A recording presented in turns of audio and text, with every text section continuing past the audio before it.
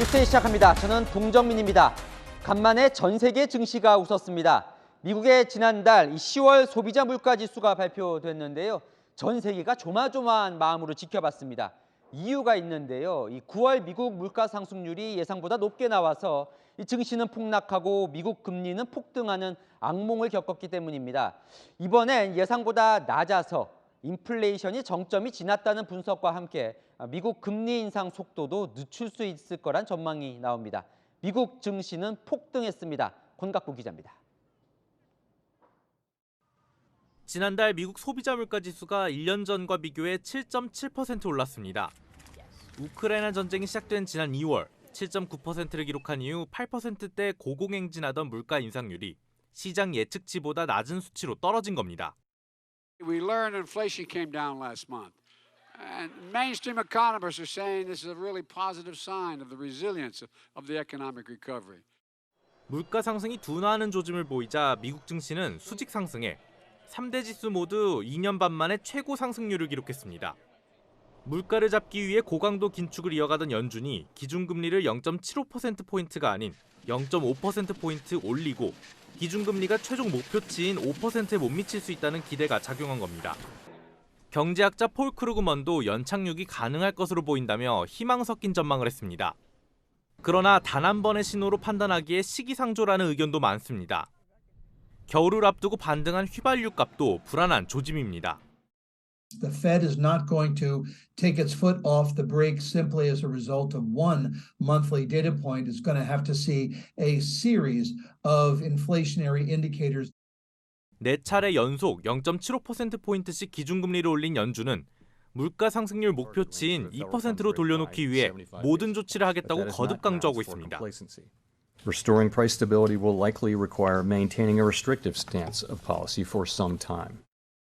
다음 달 미국 기준금리 결정을 하루 앞두고 발표되는 11월 소비자 물가 지수가 금리 인상 폭에 영향을 미칠 것으로 보입니다. 채널A 뉴스 권갑구입니다.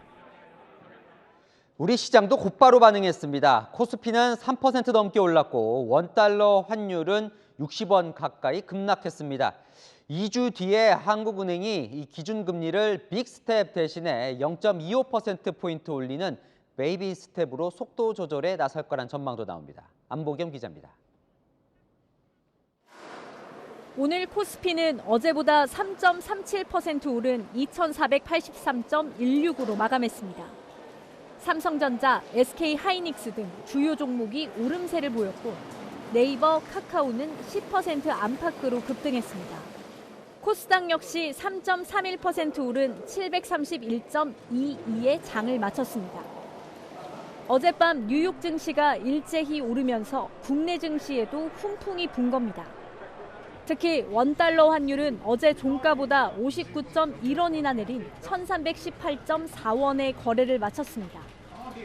13년 만에 최대 낙폭을 기록하며 석 달 전 수준으로 돌아간 겁니다.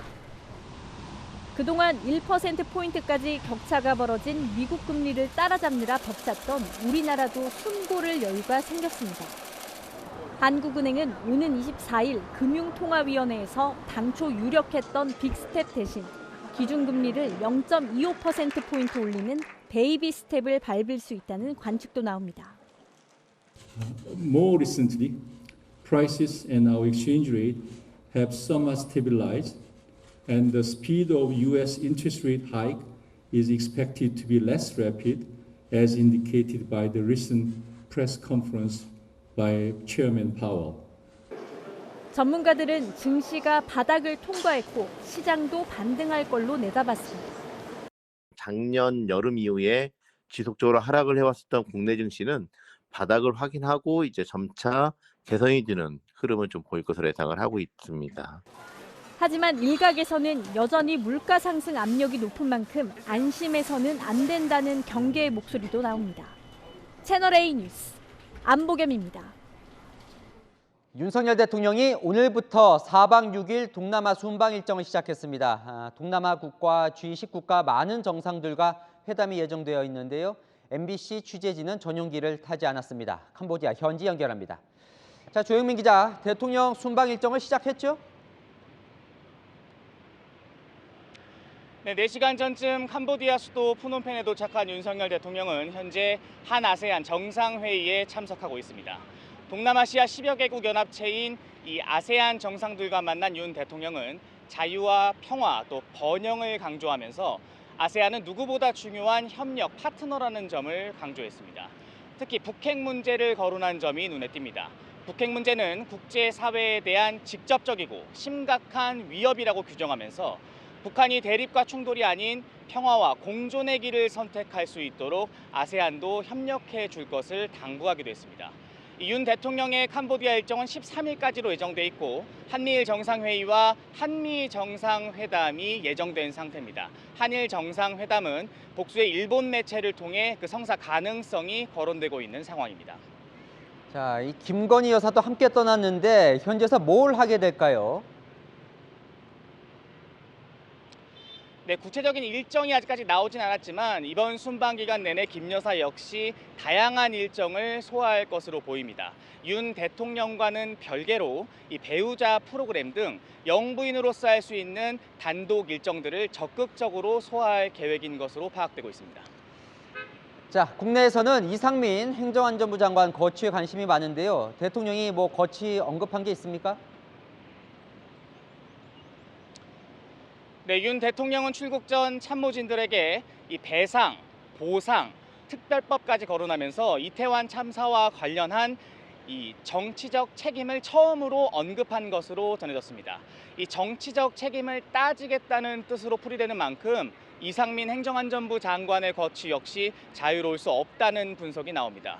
오늘 윤 대통령이 서울공항에서 출국하는 자리에 이 장관이 환송을 나왔는데 윤 대통령이 이 장관의 어깨를 툭 치는 모습이 카메라에 포착되기도 했습니다. 일단 경찰 특수본 수사가 진행되고 있는 만큼 수사 결과를 본 뒤 개각을 통해 이 장관을 교체할 가능성도 거론되고 있습니다. 지금까지 캄보디아 푸놈펜에서 채널A 뉴스 조용문입니다. 다음 소식입니다. 경찰 특수부는 용산경찰서가 인파 사고가 우려된다는 정보 보고서를 참사 이후에 삭제한 과정을 수사 중인데요.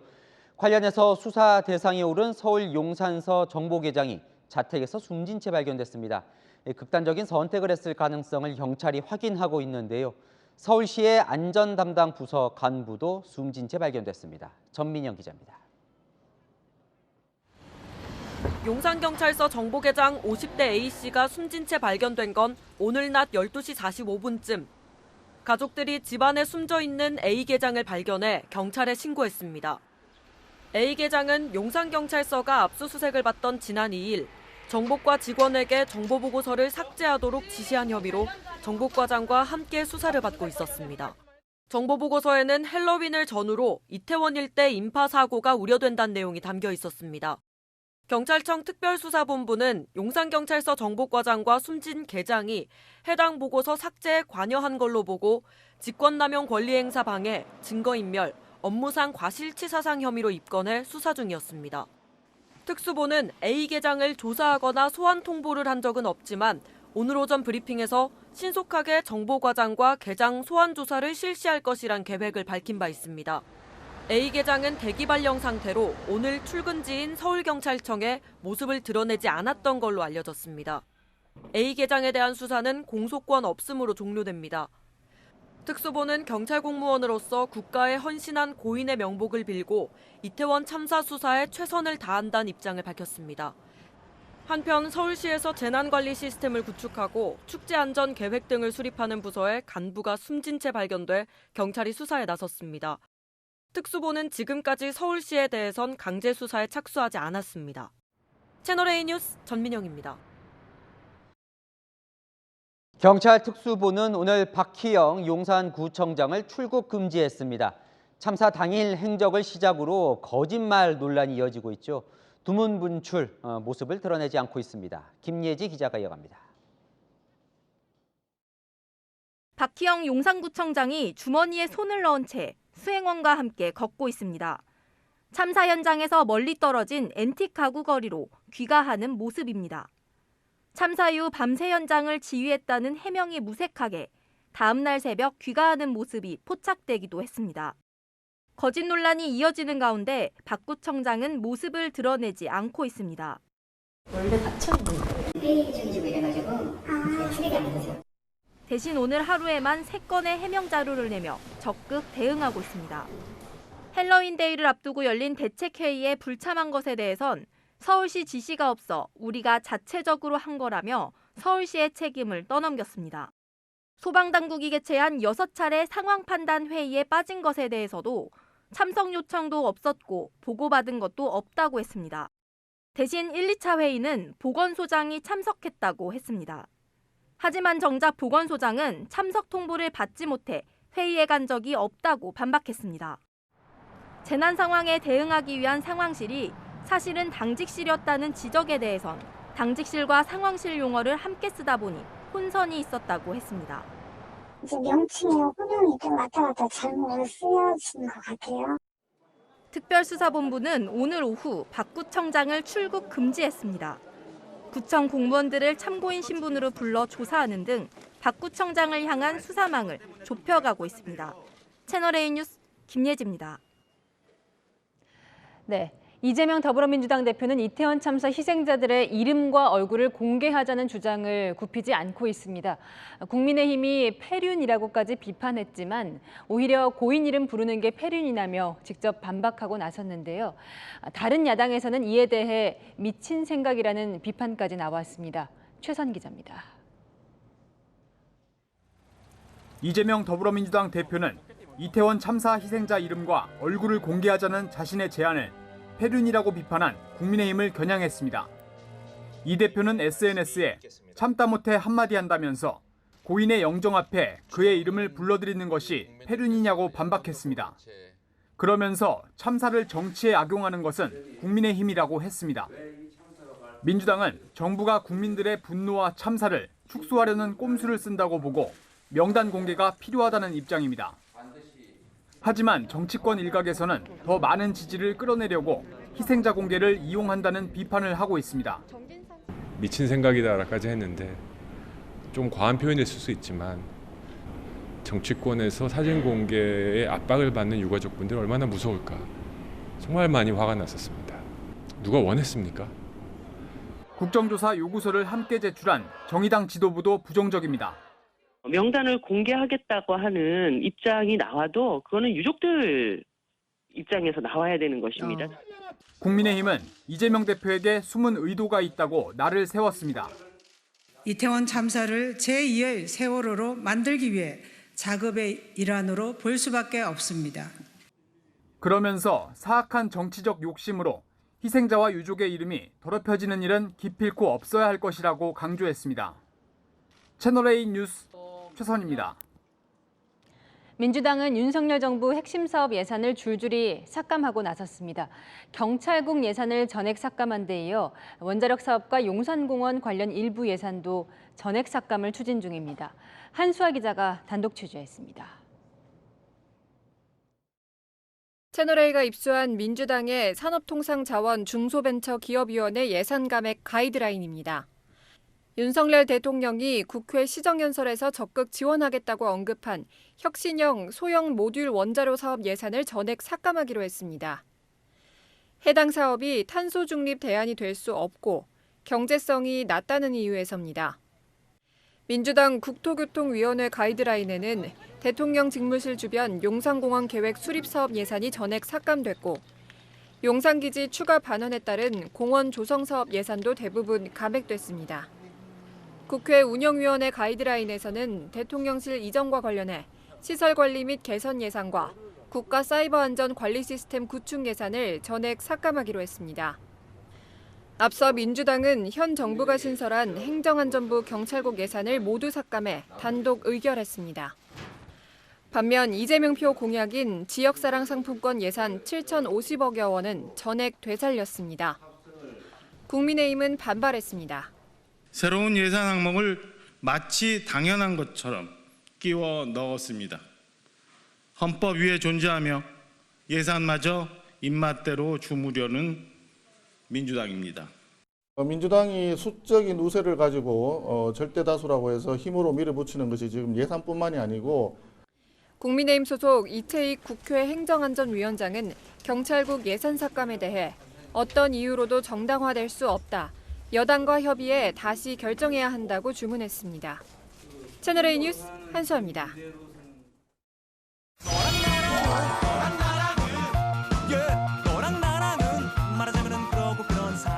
여랑야랑 정치부 김민지 기자와 함께합니다. 첫 번째 주제 보겠습니다. 간장 종지와 자가당차, 누가 한 말일까요? 네, 오늘 여야 의원들이 국회에서 설전을 벌이면서 한 말입니다. 이 대통령 전용기가요, MBC 기자를 태우지 않은 채로 이륙을 했죠. 야당은 예산을 무기로 내세우며 압박했습니다. 통 큰 정치를 해야지 세상에 이렇게 옹졸하게 하면 되겠냐. 순방 프레스센터 설치 운영비는 철회를 하든지.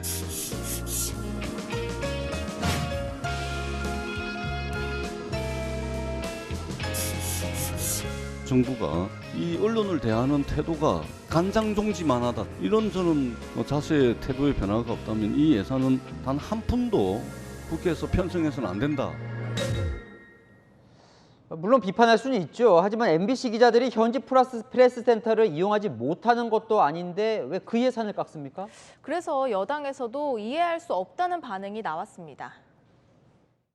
MBC의 전용기 탑승 문제 때문에 다른 언론사들이 활용할 수 있는 이 예산을 전액 삭감하자는 것은 그야말로 자가당착으로서 전용기 예산을 없애자 그러면 저는 뭐 이해를 하겠습니다만, 광화문에서 뺨 맞고 정말로 한강에서 눈을 기는 그런 논리적으로 안 맞는.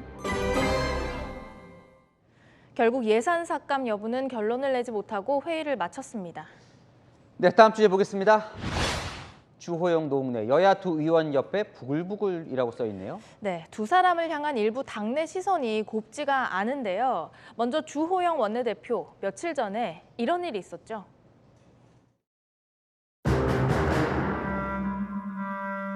메모지에다 웃기고 있네. 쓴 사람, 지운 사람.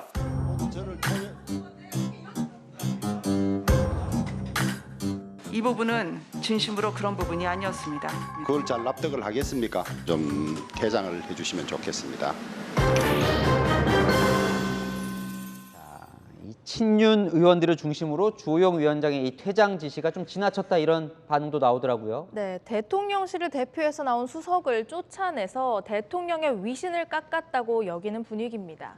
장제원 국민의힘 의원은요, 의원들과 통화를 했더니 부글부글 하더라면서 당원들이 모욕감을 느낀 것 아니냐는 감정을 갖고 있다라고 했고요. 또 초선의 이용 의원은 의원총회에서 왜 퇴장을 시키느냐, 문재인 정부에서 강기정 정무수석은 더 하지 않았느냐, 이렇게 따져 물은 것으로 전해집니다. 누구나 서로 생각이 다를 수 있으니까, 다만 내가 말 못할 사정들을 다 자세히 내하고 같이 공유하고 있지 않다는 것을 알았어요. 자, 볼까요? 이건 민주당 노웅래 의원을 향해서 당원들이 부글부글하게 만든 그 보고서네요. 네, 노 의원이 원장으로 있는 민주연구원이 지난 6일 지방선거의 패배의 가장 큰 원인으로 이재명 공천 문제를 언급한 게 발단이 됐는데요. 일부 강성층의 사퇴 요구가 이어졌고 노 의원 결국 민주연구원장 직에서 물러나기로 했습니다.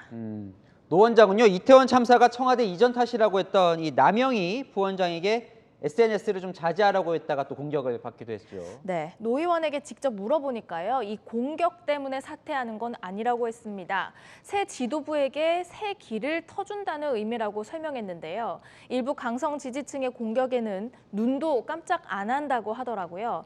혈세로 운영되는 조직이 그런 것에 휘둘리면 중심을 못 잡는다면서요. 하지만 오늘 사퇴 소식에 당원 게시판에는 두 팔 벌려 환영한다, 또 민주당과 뜻이 다르다면 보따리를 싸서 나가라는 글도 추가로 올라왔습니다. 나와 다른 사람의 생각을 존중하는 것, 민주주의 정당의 기본이지만 아직은 잘 안 되는 것 같습니다. 네, 너무 한쪽으로 쏠려도 위험하죠. 여랑야랑이었습니다. 자, 이 검찰이 정진상 민주당 정무조정실장에게 출석 요구서를 보낸 것으로 확인됐습니다. 이르면 다음 주 소환 조사 받을 예정인데요. 이 검찰은 국회에서 압수한 정 실장 컴퓨터를 분석한 결과 증거인멸을 시도한 흔적이 있다고 보고 있는데요. 이 때문에 구속영장을 청구할 거란 관측도 나옵니다. 구자준 기자입니다. 정진상 더불어민주당 대표실 정무조정실장의 주거지와 국회 사무실을 압수수색한 검찰. 검찰은 당시 압수영장과 함께 체포영장도 청구했지만 법원이 기각했습니다. 검찰은 정 실장에게 출석을 요구했고 빠르면 다음 주 초반에 조사가 이루어질 전망입니다. 법조계에선 정 실장 소환 조사 뒤 검찰이 구속영장을 청구할 가능성이 높다고 예상하고 있습니다. 검찰이 정 실장의 성남시 대장동 자택 압수수색 과정에서 확인한 최근 CCTV 영상과 차량 출입 기록에 정 실장이 드나든 흔적이 없었던 걸로 알려졌습니다.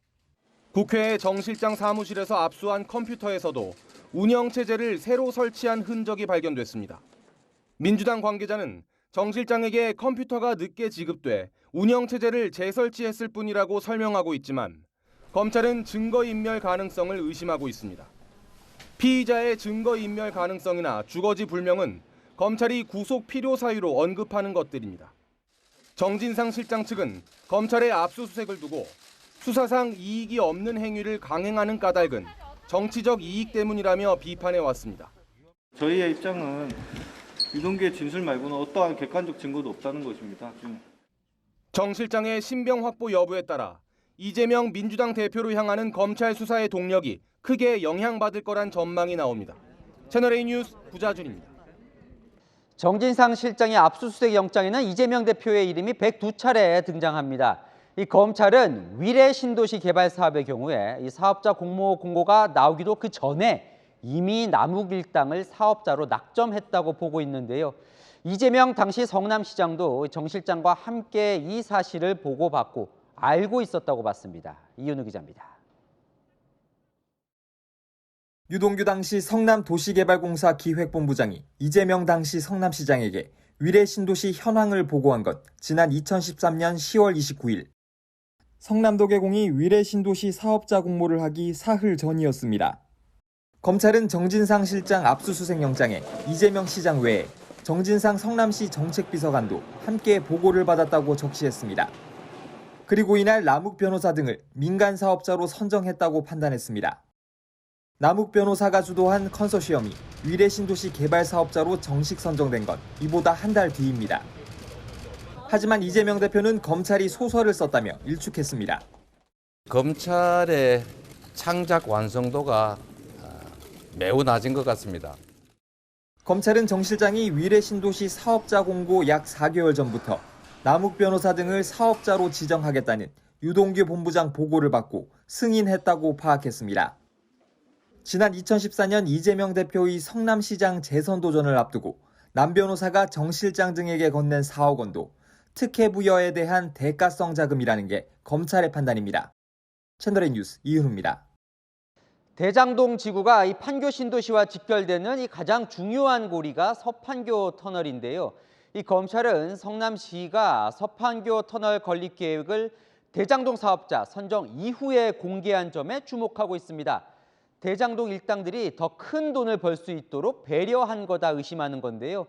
이 검찰 수사는 이런 결정에 정점에 있었던 이재명 대표를 향하고 있습니다. 김민곤 기자입니다. 대장동과 판교를 연결하는 서판교 터널입니다. 이 터널을 만들겠다는 계획을 성남시가 밝힌 건 지난 2016년 11월. 대장동 개발 민간 사업자 선정 후 1년 반이 지난 시점이었습니다. 검찰은 서판교 터널 계획이 대장동 사업자 선정 이후 공개된 게 대장동 일당의 이익을 극대화할 목적에서 이루어진 게 아닌지 의심하고 있습니다. 판교와 대장동을 차로 10분 거리로 이어주는 서판교 터널이 생기면서 대장동 가치는 높아졌습니다.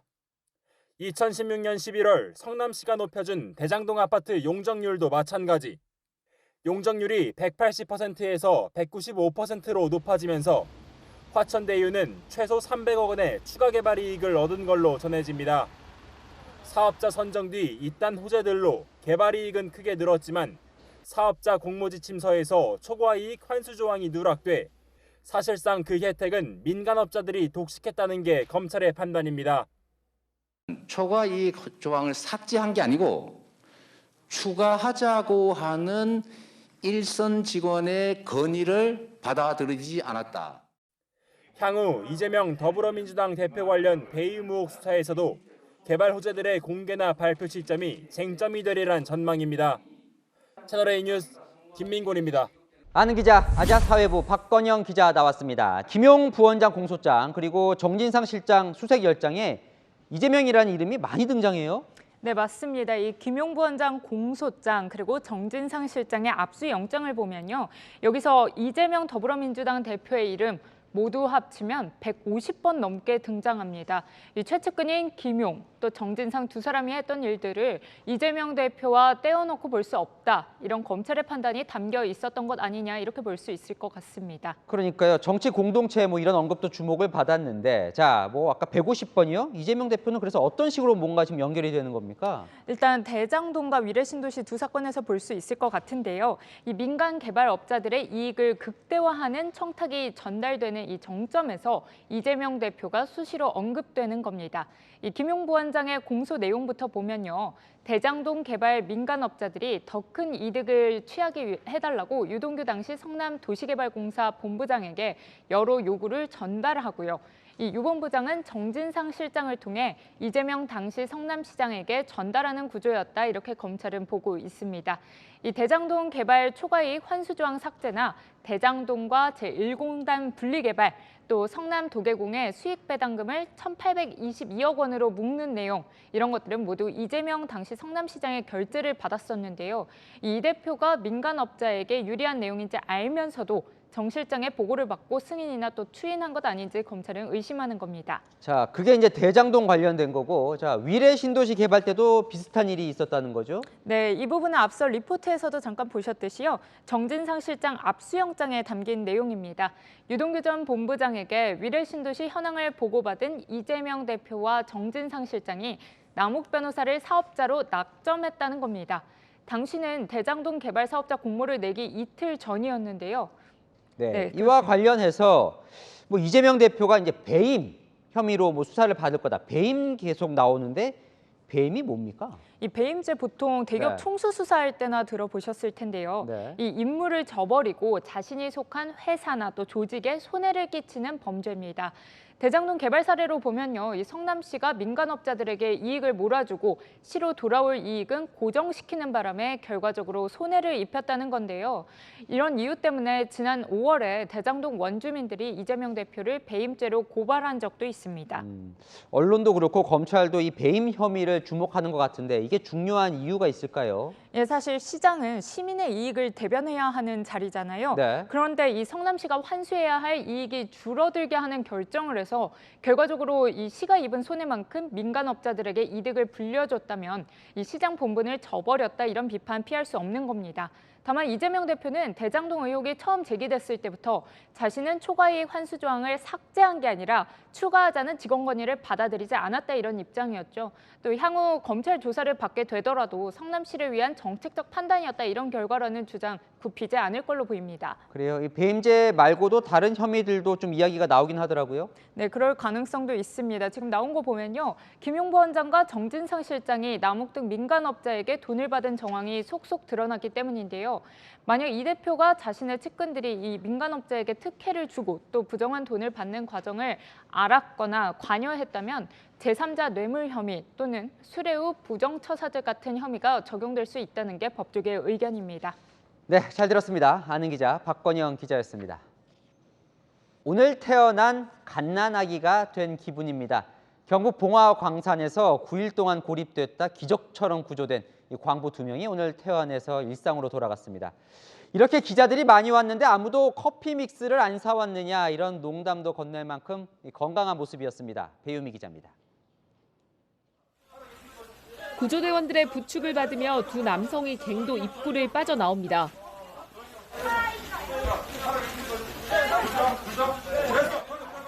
매몰사고 221시간 만에 봉화 광산에서 구조된 62살 박정아 씨와 동료 박모 씨입니다. 일주일 후 박정아 씨가 점퍼에 청바지 차림으로 병원 에스컬레이터를 타고 내려왔습니다.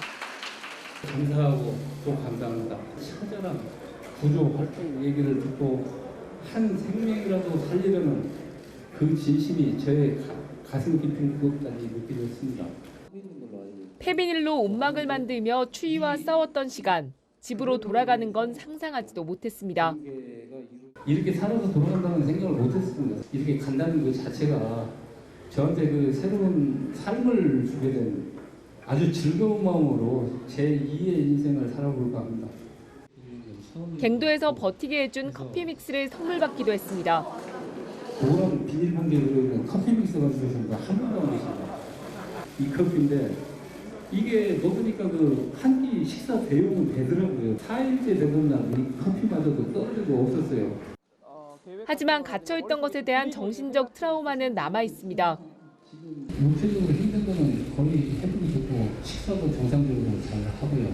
하는데 그 밤에 이제 잠들고 나서 새벽에 꼭 깨는데 꼭 옆에 누가 있는지 확인을 하게 되고 이제 하는 그런 조금 저한테는 이제 그런 트라우마 현상은 조금 나타나는 것 같아요. 그래서 광부들의 안전을 위한 활동도 시작하겠다고 밝혔습니다. 광산의 일을 하기는 제가 힘들 것 같은데 그분들이 조금 더 안전한 환경에서 일할 수 있도록 그런 것을 좀 사회단체하고 연계해서 해볼까 하는. 박 씨는 강원도 정선 자택으로 돌아가 통원 치료를 받게 됩니다. 함께 고립됐던 동료 박 씨는 기자회견에 참석하진 않았습니다. 채널A 뉴스 배유미입니다. 다시 이태원 참사 관련 속보입니다. 해밀턴 호텔이 불법 증축으로 적발된 뒤에도 이행강제금 5억 원을 내고 9년간 버텼다는 사실 전해드렸습니다. 이 호텔의 대표이사가 지역단체 간부로 활동했는데요. 구청, 경찰과 긴밀한 관계를 맺어왔던 것으로 드러났습니다. 김용선 기자입니다. 용산구청에서 열린 통합방위협의회, 구청장을 비롯해 군부대와 경찰, 소방기관장 등이 참가해 통합방위작전을 논의하는 자리입니다. 박희영 구청장 바로 옆에 앉아있는 백발의 남성, 해밀턴 호텔 대표이사 이모 씨입니다. 취재 결과 이 씨는 최소 1997년부터 위원으로 활동했고 2006년 3월에는 수석 부의장으로 위촉됐습니다. 오랫동안 지역에서 상공회의소 고문과 민주평화통일자문회의 협의회장 등 다양한 직책도 맡았습니다. 동네 다니면서 인사도 잘하고 행사 같은 것도 많이 참여해 그랬어요. 경찰과의 관계도 가까웠습니다. 경찰과 지역사회 협력을 위해 만들어진 경찰발전협의회에도 지난 2012년부터 줄곧 위원으로 활동해왔습니다. 경찰은 뒤늦게 이 대표에 대한 해촉 절차에 들어갔습니다. 뭐 수사 중인 사람이나 뭐 감찰 뭐 이런 거 관련해가지고 그런 뭐 혐의가 있으면은 회촉하게 돼 있습니다. 해밀턴 호텔은 지난 2013년 불법 중축 사실이 적발된 뒤에도 9년간 5억여 원의 이행강제금을 내고 영업을 이어왔습니다. 오랜 시간 버티는데도 시설 철거 같은 조치가 없었던 점과 관련해 이 대표와 용산구청, 경찰과의 관계를 감안했던 것 아니냐는 지적이 나옵니다. 용산구청은 특수본 수사가 시작된 지난 7일이 돼서야 해밀턴 호텔을 건축법 위반 혐의로 뒤늦게 경찰에 고발했습니다. 현재 특수본은 이 대표를 출국 금지하고 불법 건축물이 참사 피해를 키웠는지 여부를 조사하고 있습니다. 채널A 뉴스 김용성입니다. 참사가 발생한 골목길 출입 통제는 오늘부터 풀렸습니다. 이제 일상으로 돌아가야 하지만 통행하는 사람도 상인들도 마음이 무겁습니다. 백승현 기자가 현장 취재했습니다. 골목 곳곳을 다니며 유류품을 수거하는 경찰들. 미처 빠진 건 없는지 최종 확인하고 청소와 방역 작업도 마무리합니다. 현장 보존을 위해 막아놨던 참사 발생 골목 통행이 2주 만에 풀렸습니다. 하지만 선뜻 골목길로 발길이 향하진 않습니다. 실제로 처음 봤는데 길이 너무 좁고 막을 수 있었던 사고가 아니었나 싶기도 하고 너무 마음이 아파요. 통제선은 없어졌다고 하더라도 어떻게 가볍게 또 이렇게 다닐 수 있을까요? 지금으로서 너무 무거운 마음뿐이라서. 참사의 아픔을 가슴에 품은 상인들도 힘겹지만 일상을 준비합니다. 지금도 가슴이 막히고 살지 못한 게 내가 죄송해요. 그래서 내가 참 장사하기도 너무 힘들 것 같고 어떻게 최선에서 잘 견디도록 노력해야죠. 이제 이태원 공간 자체가 누군가한테는 이제 생활 공간이고 일터인데 슬프거나 이제 아프거나 부정적인 영향들이 좀 오래 안 갔으면 좋겠어요. 여전히 추모객 발길이 이어지고 있는 이태원역 1번 출구 앞 추모 공간은 당분간 유지될 예정입니다. 용산구청은 자원봉사자, 상인들과 논의를 거쳐 향후 추모 공간에 대한 계획을 세우겠다고 밝혔습니다. 채널A 뉴스 백승현입니다. 참사를 되풀이하지 않기 위해 바꿔야 할 것들을 짚어보는 이젠 꼭 바꾸자. 오늘도 전해드립니다. 이태원의 골목처럼 좁고 인파가 몰리는 매우 위험한 골목길, 서울에 15곳이나 있는 것으로 확인됐습니다. 집중 관리가 필요해 보입니다. 서주희 기자가 취재했습니다. 이태원 참사가 발생한 골목의 폭은 3.2m. 이태원 말고도 서울에는 인파 사고 우려가 있는 골목길이 15곳이 있는 것으로 드러났습니다. 서울대 환경대학원 연구팀이 폭이 5m가 안 되는 좁은 골목 가운데 생활 인구가 많고 식당, 주점 등 집객시설이 많은 곳들을 분석한 결과 이태원과 강남역, 홍대 입구 등 15곳이 잠재적 위험 지역으로 나타났습니다. 이 가운데 종각을 포함한 6곳은 고위험군으로 분류됐습니다. 헬로윈데이나 크리스마스, 연말연시처럼 인파가 폭증하는 경우 군중들의 동선이 뒤엉키면 인파 사고 위험이 커진다는 겁니다. 좁은 골목길로 병목처럼 쏠려 들어가면서 그 입구에서 발생할 수도 있고요. 맞은편에서 어떤 일이 벌어지는지를 모르니까 이거를 자꾸 밀고 들어가는 거예요. 고위험군으로 분류된 종각의 골목길의 경우 실제로 안전사고가 났던 적도 있습니다. 타조 행사에 난간이나 아니면 환풍구위에도 정말 신기하게 올라온 분들이 많아요. 전문가들은 인파 사고에 취약한 장소를 미리 발굴해 매뉴얼을 마련해야 한다고 조언합니다. 사람들에게 이걸 어떻게 알리고 그다음에 의사결정 체계는 우리가 어떻게 구축하고 해당 그 소방이나 경찰 인력들을 어떻게 보내서 또 그 군중 이동을 또 관리할지 이런 것들을 할 때가 더 늦기 전에 혼잡 지역 집중 관리에 나서야 한다는 지적입니다. 채널A 뉴스 서주입니다. 최근 도심에 멧돼지가 잇따라 나타나고 있습니다. 짝짓기철이라서 활동 반경이 넓어졌다는 분석입니다. 홍진우 기자입니다. 어두운 도로 위 구급차가 누워있는 멧돼지 옆을 지나가 앞에 섭니다. 소방대원들이 내려 쓰러져 있는 사람을 들어옮깁니다. 오늘 오전 0시 10분쯤 울산의 한 도로를 달리던 오토바이가 멧돼지와 충돌했습니다. 40대 운전자는 부상을 입었고 멧돼지는 그 자리에서 죽었습니다. 멧돼지를 목격을 못하고 바로 추돌한 것 같은 사고였습니다. 큰 멧돼지는 아니고 한 60kg 정도 돼 보였습니다. 아파트 지하 주차장에서 멧돼지 2마리가 뛰어다닙니다. 지난 8일 새벽 대구 한 아파트에 멧돼지 2마리가 나타나 차량 석 대를 파손했습니다. 1시간 30분 동안 아파트를 배회했는데 한 마리는 사살됐고 한 마리는 산 쪽으로 도망쳤습니다. 갑자기 빨간불을 딱 밟으니까 멧돼지가 저보고 막 달려오는 거예요. 이제 막 심장이 벌렁벌렁거려가지고 어떻게 할지 모르겠더라고요. 지난해 기준 1km제곱미터당 멧돼지 개체 수는 3.7마리로 5년 사이 2마리 정도 줄었습니다. 아프리카 돼지열병 확산을 막기 위해 지자체들이 포획에 적극 나섰기 때문입니다.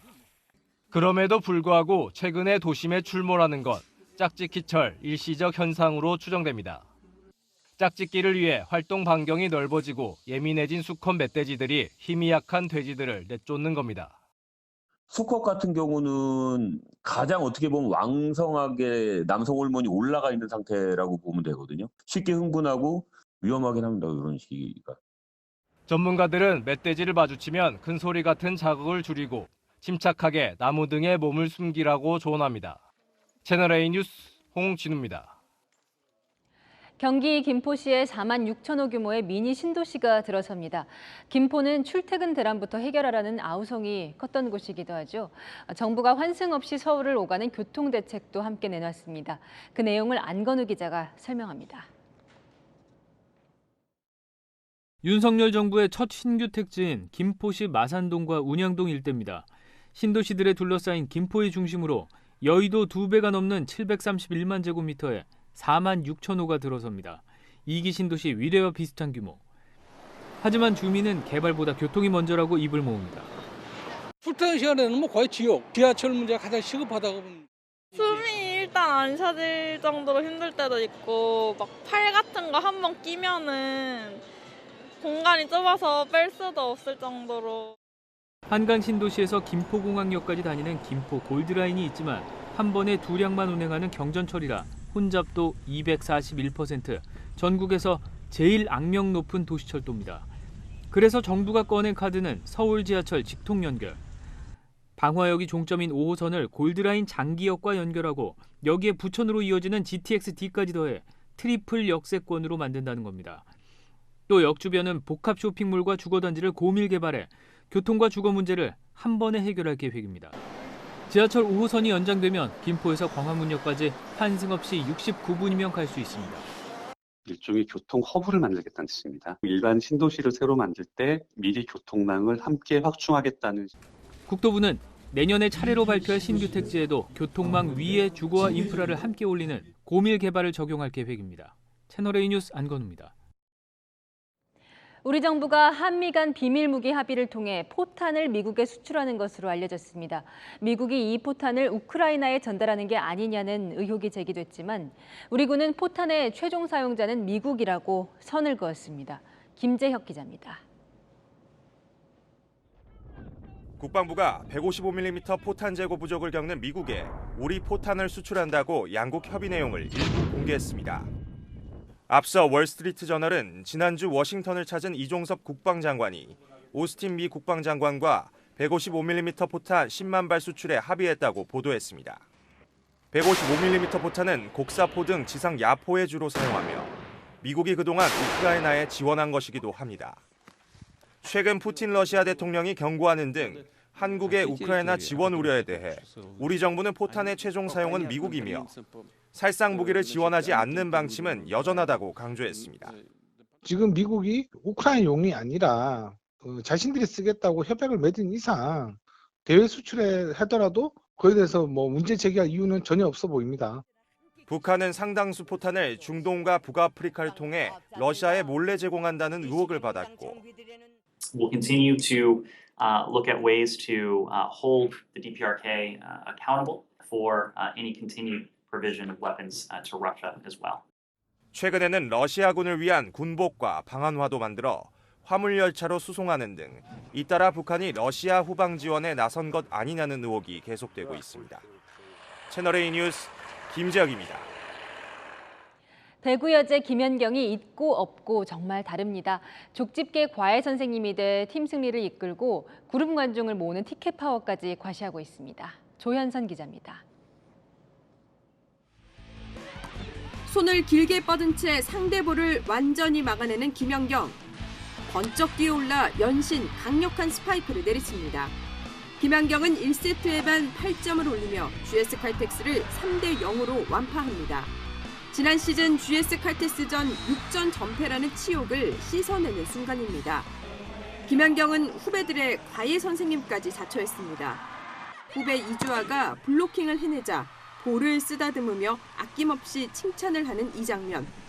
김나희가 좀처럼 블로킹 타이밍을 잡지 못하자 한 타임 늦게 뛰라고 조언했고 그게 적중했던 겁니다. 김연경이 가세하면서 흥국생명은 다시 전성기를 예고하고 있습니다. 경기력적인 측면에서 기댈 수 있는 큰 기둥이 있으니까 팀이 했을 때 위기가 왔을 때 어린 선수들은 상당히 큰 힘이 되겠죠. 김연경 이름 석자의 티켓 파워도 엄청납니다. 어제 평일 경기였지만 3,200석이 매진됐고 오는 13일에 예정된 도로공사와의 경기도 마찬가지. 2018년 12월 이후 4년 만에 한 경기 관중 5,000명의 기록을 쓸 전망입니다. 족집게 과외로 팀의 상승세를 이끌고 관중몰이로 코트를 들썩이게 하는 김연경 효과. 돌아온 김연경으로 인해 여자 배구가 다시 뜨거워지고 있습니다. 채널A 뉴스 조현선입니다. 주말인데 전국에 비가 내립니다. 이번 비로 대기를 답답하게 만들었던 미세먼지는 모두 씻기겠고요. 기온이 20도를 웃돌아 포근할 전망입니다. 비는 새벽에 제주에서 시작돼 오후면 전국으로 확대돼 모레 아침까지 이어지겠습니다. 양은 수도권 북부와 강원 영서 북부, 제주 남부에 최대 60mm, 그 밖엔 최대 40mm로 많겠습니다. 교통 안전에 더욱더 주의해 주시길 바랍니다. 내륙과 해상으로 바람도 강하게 불겠습니다. 해상의 물결이 최고 3.5m로 높을 예정입니다. 내일 아침 최저 기온은 서울이 12도, 부산 15도, 제주는 18도로 큰 추위는 없겠고요. 낮에도 20도를 넘기면서 서늘한 기온이 강하지 않겠습니다. 다만 일요일부터는 기온이 빠르게 떨어지겠습니다. 오늘 낮 기온보다 약 8도가량 낮을 걸로 예상되니까요. 다시 두꺼운 외투를 챙겨주시길 바랍니다. 날씨였습니다. 이태원 참사로 하늘의 별이 된 시민 156명인데요. 안타깝지만 한 명 더 늘어나게 될 것 같습니다. 중상을 입고 열흘 넘게 사투를 벌이던 국군 장병이 뇌사 판정을 받았거든요. 이 가족들은 병사의 이 평소 뜻에 따라서 장기를 기증하기로 했습니다. 9명에게 새 삶을 선사하고 하늘로 올라간 그를 기리면서 마침표 찍겠습니다. 마지막 헌신, 뉴스에 마칩니다. 감사합니다.